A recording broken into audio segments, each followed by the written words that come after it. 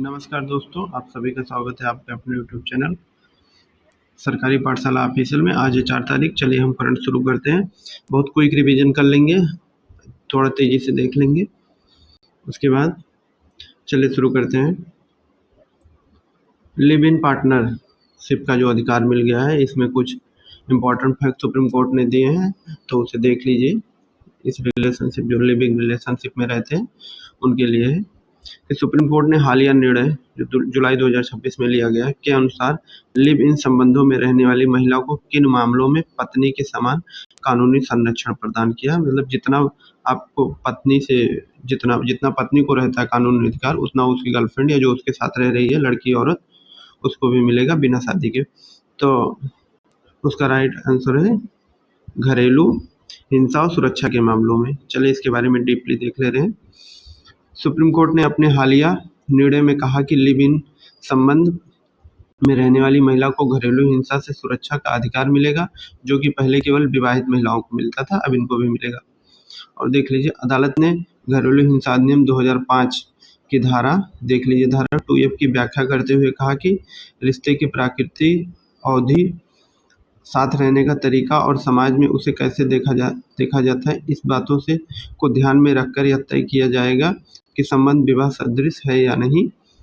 और आगे देख लीजिए, यदि कोई संबंध विवाह सदृश है तो उसे उस स्थिति में महिला को पत्नी के समान संरक्षण दिया जाएगा, जिसमें क्या क्या शामिल है देख लीजिए। अगर घरेलू हिंसा, उसके जो साथ रह रहा है पुरुष, वो ऐसा कुछ करता है, घरेलू हिंसा, आश्रय का अधिकार, रहने नहीं दे रहा है, निकाल रहा है, तब भी उसे मिलेगा इसमें सुरक्षा। भरण पोषण मतलब मेंटेनेंस का अधिकार, उसे खर्चा पानी देना पड़ेगा। अगर लिव इन रिलेशनशिप में रहते हैं तो लड़की का अधिकार है कि उससे वो पैसे ले सकती है। मानसिक और शारीरिक प्रताड़ना, जैसे मेंटली और फिजिकली कोई प्रताड़ना नहीं दे सकते हो, ये सब उसको 4 जो पत्नी को मिलता है संरक्षण, वो अब गर्लफ्रेंड को या उसकी जो साथ औरत रहती है उसको मिलेगा। यह निर्णय महिलाओं के अधिकार को मजबूत करने और बदलते सामाजिक मूल्यों और वास्तविक परिस्थिति को ध्यान में रखकर दिया गया है। मतलब कुल मिलाकर ये है कि सुप्रीम कोर्ट ने एक जो हम लोगों को जीने का अधिकार है अच्छे से सम्मान के साथ, वो लड़कियों के लिए सुप्रीम कोर्ट में ये कानून बनाया है, दिशा निर्देश दे दिए हैं सुप्रीम कोर्ट ने। अब उसे फॉलो करिए। बाकी लड़कियों के लिए तो हमेशा सही ही रहता है और सही भी होना ही चाहिए, कुछ गलत ना हो, इसलिए लड़कियों के लिए ये कानून है। और भाई हो सके तो सब्सक्राइब कर लेना चैनल। अगर कोई लड़की है तो वो तो ज़रूर सब्सक्राइब कर लें। उनके लिए तो आज बहुत खुशी का दिन है, तो वो लोग ज़रूर सब्सक्राइब कर लें। चलिए नेक्स्ट क्वेश्चन देखते हैं।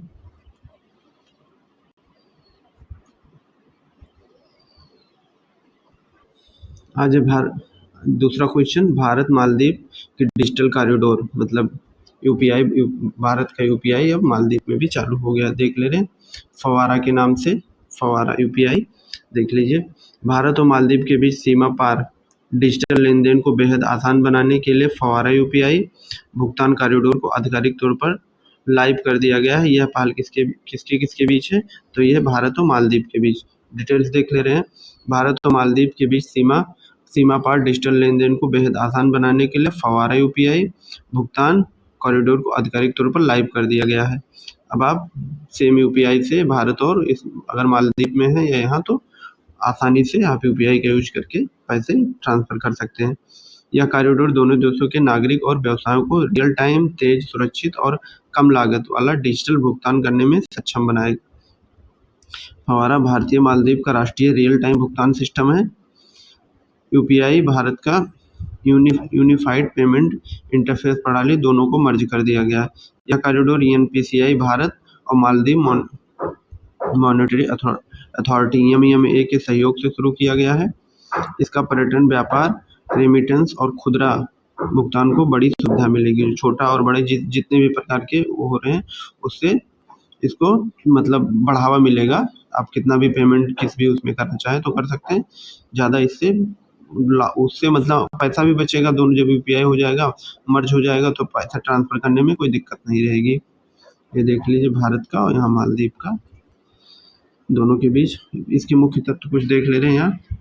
फवारा यूपीआई कार्ड भारत और मालदीव के बीच डिजिटल भुगतान को आसान बनाएगा। यह पहल डिजिटल इंडिया और ग्लोबल डिजिटल पार्टनरशिप को बढ़ावा देगी। इससे दोनों देशों के बीच आर्थिक संबंध मजबूत होंगे। इससे संबंध और जो भी पैसे की और भुगतान करने से हम लोग अगर उससे करते थे जो अंतर्राष्ट्रीय भुगतान प्रणाली है, तो उससे भी पैसे ज़्यादा कटते हैं डॉलर में, तो उससे तो बचत होगा, दोनों देशों का फायदा होता है उससे। चलिए आगे क्वेश्चन देखते हैं। फव्वारा यूपीआई याद रखिएगा, क्वेश्चन में बन सकता है। यहाँ का फव्वारा, यहाँ का यूपीआई। चलिए आगे देखते हैं। न्यूज है तो इनके बारे में देखिए। पर्वतारोहण में दुर्घटना हो गया है और काफ़ी नामजित इंसान की इसमें मौत हो गई है, देख ले रहे हैं उनके बारे में। पाकिस्तान के प्रसिद्ध ब्रांड पीक पर्वत पर आए हिमस्खलन की चपेट में आने से नेपाल के जाने माने पर्वतारोही निम्सदई के दल से जुड़ी आपदा का दुखद खबर सामने आई है। तो ये कौन से पर्वत पे इनका कौन से चोटी पे चढ़ रहे थे? तो ये चढ़ रहे थे ब्रांड पीक पर्वत, ब्रांड पीक पे इनका ये चढ़ रहे थे, तो उससे इनके वहाँ हिमस्खलन हो गया। देखिए हिमस्खलन हो गया, बर्फ जो नीचे आ गई उसकी चपेट में आ गई। उनके बारे में डिटेल्स देख लीजिए। पाकिस्तान के काराकोरम क्षेत्र में स्थित ब्रांड पीक पर हाल ही में आए हिमस्खलन की चपेट में आने से नेपाल के प्रसिद्ध पर्वतारोही निम्सदई, इनका नाम याद रखिएगा, ये नाम जरूर याद रखिएगा, निम्सदई के दल से जुड़ी आपदा की दुखद घटना सामने आई है। देख लीजिए, यह दुर्घटना उच्च हिमालयी क्षेत्रों में अत्यंत चुनौतीपूर्ण और खतरनाक परिस्थितियों की एक बार फिर से याद दिलाती है। देख लीजिए ब्रांड पीक, अब ये इंपॉर्टेंट हो गया ये पीक, क्योंकि यहाँ इनका मौत हो गया, तो इनका नाम भी याद रखिएगा। निम्सदई कहाँ के हैं? ये नेपाल के हैं। और ब्रांड पीक जो पर्वत चोटी, उसके बारे में डिटेल देख लीजिए। इसकी जो ऊंचाई है वो 8,447, काफ़ी ऊंचा है, एवरेस्ट के आसपास है ऊंचाई इसकी लगभग, और स्थान है काराकोरम पर्वतमाला में, पाकिस्तान में ये स्थित है। विश्व में इस स्थिति जो ऊंचाई के स्थान पर है 12वें नंबर की चोटी है, सबसे ऊंची विश्व के हिसाब से। पर्वत आरोहण 9 जून 1957 को पहली बार ऑस्ट्रेलिया दल द्वारा इसे विजित किया गया था, पहली बार यहाँ पे ऊंचाई पहुंचा था। विशेषता है इसे किलर माउंटेन भी कहा जाता है, क्योंकि यहाँ मौसम अत्यंत अप्रत्याशित और हिमस्खलन का खतरा हमेशा के लिए बना रहता है, और वही हो गया किलर माउंटेन, इसका नाम भी था, और यहाँ एक अच्छे इंसान की मौत भी हो गई। देख लीजिए कुछ यहाँ से जो इम्पोर्टेंट फैक्ट हम लोगों को याद रखिएगा, ये याद रखिएगा ब्रांड पीक पर्वत, इसका जो निक नेम है वो है किलर माउंटेन, 8,743 इसकी ऊंचाई है, और इनका नाम जरूर याद रखिएगा, ये बहुत इंपॉर्टेंट है, निम्सदई। ये क्वेश्चन बन सकता है, इसलिए याद रखिएगा। चलिए नेक्स्ट क्वेश्चन देखते हैं। ये भी न्यूज काफ़ी चर्चा में है, इसलिए जान लीजिए इनके बारे में, प्रशांत किशोर जी के बारे में। प्रशांत किशोर की राजनीतिक जीत, इनकी जीत हुई बिहार के उपचुनाव में, इनकी जीत हुई है, बहुत बड़ा उलटफेर ये किए हैं। तो देख लीजिए, बिहार विधानसभा उपचुनाव में किसने बीजेपी उम्मीदवार को हराकर बांकीपुर विधानसभा क्षेत्र, याद रखिएगा, सीट पर ऐतिहासिक जीत दर्ज की है, तो वो किए हैं प्रशांत किशोर। प्रशांत किशोर के बारे में देख लीजिए। बिहार विधानसभा उपचुनाव में एक बड़ा राजनीतिक उलटफेर देखने को मिला, जहां प्रशांत किशोर ने बीजेपी उम्मीदवार को हराकर बांकीपुर सीट पर ऐतिहासिक जीत दर्ज की। यह जीत राजनीतिकार से बने प्रशांत किशोर के लिए एक बड़ी उपलब्धि है। बांकीपुर सीट के बारे में देख लीजिए, पटना में स्थित है। प्रशांत किशोर की पृष्ठभूमि देख लीजिए, प्रसिद्ध राजनीतिक और रणनीतिकार और जन स्वराज अभियान, जन स्वराज इनकी पार्टी का नाम है, के संस्थापक हैं। इन्होंने कई सफल चुनावी अभियानों में रणनीतिक भूमिका भी निभाई है, और इनके बारे में इतना रखिएगा कि इन्होंने बीजेपी के उम्मीदवार को बांकीपुर से हराया है। बांकीपुर की देख लीजिए न्यूज, ये है प्रशांत किशोर जी, जन स्वराज पार्टी के संस्थापक। चलिए नेक्स्ट क्वेश्चन देखते हैं। ये क्वेश्चन इंपॉर्टेंट है, इसलिए इसे देख ले, खेलो इंडिया से पूछा जाता है, इसलिए खेलो इंडिया जनजातीय खेल 2026, तो वर्ष 2026 में आयोजित होने वाले खेलो इंडिया जनजातीय खेल की मेजबानी कौन सा राज्य कर रहा है? तो वो कर रहा है छत्तीसगढ़, याद रखिएगा छत्तीसगढ़ कर रहा है, छत्तीसगढ़। और इसकी उद्देश्य के बारे में देख लीजिए कुछ यहाँ से अच्छे से।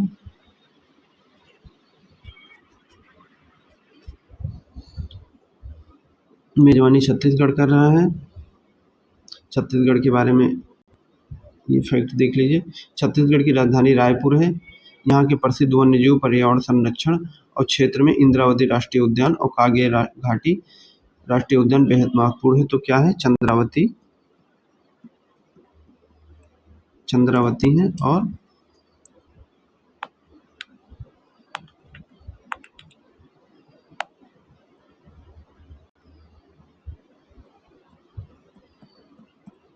कागेर। चंद्रावती कागेर याद रखिएगा। ये राज्य से जुड़े जीके और देख लीजिए। यहाँ से कुछ इंपॉर्टेंट, इसकी राजधानी है इंद्रावती, ये तो वही दोबारा लिख दिया। ये देखिए शुरुआत जो राष्ट्रीय खेल होता है खेलो इंडिया, उसके बारे में।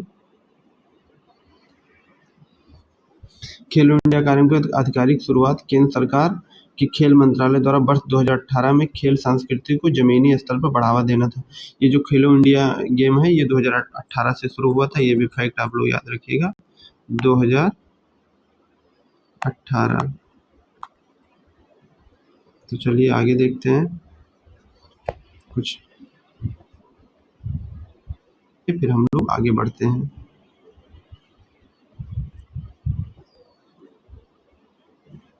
ये इंपॉर्टेंट फैक्ट है इसलिए इसे मैं क्वेश्चन नहीं ऐसे डायरेक्ट लेकर आया हूँ। इसके बारे में डिटेल्स देख लीजिए। 4 अगस्त 2026 का है घिमसा नृत्य। इसका नाम याद रखिएगा। इस नृत्य का नाम जरूर याद रखिएगा। इसका नाम है घिमसा नृत्य ने रचा गिनीज वर्ल्ड रिकॉर्ड। ये नृत्य याद रखिएगा।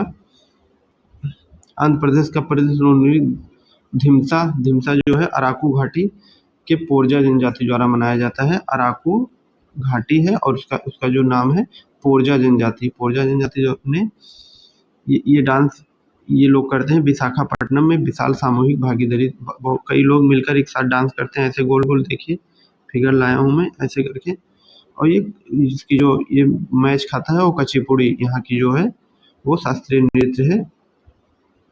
आंध्र प्रदेश की जो कुचिपुड़ी शास्त्रीय नृत्य और उसमें घिरचा जो धिमसा जो नृत्य है इसको गिनीज वर्ल्ड रिकॉर्ड 2026 में दर्ज किया गया है। इसका वर्ल्ड रिकॉर्ड बना है तो इसे वर्ल्ड रिकॉर्ड गिनीज वर्ल्ड में इसे शामिल किया गया है। देख लीजिए पिक आप लोग एक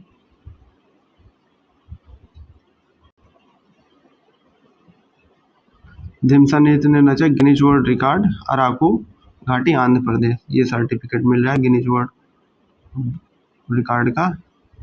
तो चलिए ये कुछ इंपॉर्टेंट क्वेश्चन थे करंट अफेयर के आज के डेट के। ये अगर आज के डेट से कभी क्वेश्चन बनेंगे तो यही क्वेश्चन बनेंगे क्योंकि मैं बहुत इंपॉर्टेंट क्वेश्चन लाता हूँ जो कि वर्ल्ड लेवल पे या इंडिया लेवल पे एकदम चर्चा का विषय है। वही क्वेश्चन करंट में पूछा जाता है। तो आप डेली यहाँ से करंट देख लिया करिए, बाकी और कहीं से पढ़ने की जरूरत नहीं है। चलिए बाय, टेक केयर।